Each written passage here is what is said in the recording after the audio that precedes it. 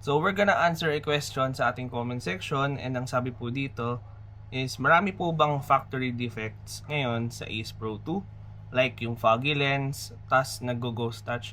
So right now, I'm using my Insta360 Ace Pro 2 to answer your question or concern. Based sa experience ko at sa community din, sobrang bihira lang makaranas ng factory defects ngayon sa Ace Pro 2. Marami ako nakikita sa community, mostly user error lang, kaya sila nagkakaroon ng issue. Siguro, regarding sa nag-ghost touch, never ko pa siyang na-experience.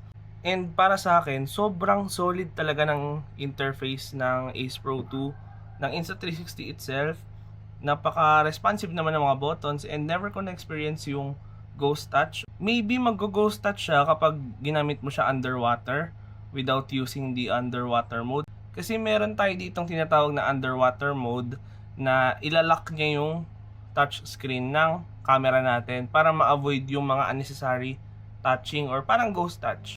So may ganung feature naman si Insta360. So far wala pa naman ako nababalitaan na nagkakaroon ng ghost touch sa Ace Pro 2. Regarding naman sa foggy lens, siguro na-experience ko na yun 2 to 3 times pa lang.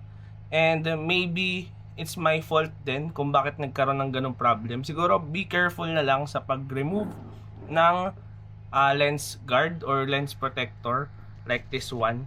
So maybe ingatan nyo na lang yung paggamit nito, yung pag-alis at pagkabit. Make sure na walang dust or anything na makakapasok dito bago nyo ibalik doon sa pinaka-camera. Hanggang ngayon, it works fine. Actually, ginagamit ko talaga tong camera na to palagi. And kung ang pag-uusapan naman is taking wide shot photos, talagang solid talaga si Ace Pro 2 kasi nga co-engineered din sila ni Leica. And magaganda rin yung mga color profiles or presets na meron sila dito sa mismong camera. So if you're still planning to get the Ace Pro 2, I would highly recommend that you get this one. Dahil it still perform very well, lalo na when it comes to wide shots, wide photos, wide videos, and for action or vlogging. And yun lang muna for this video, and like, follow, and subscribe if you found this helpful.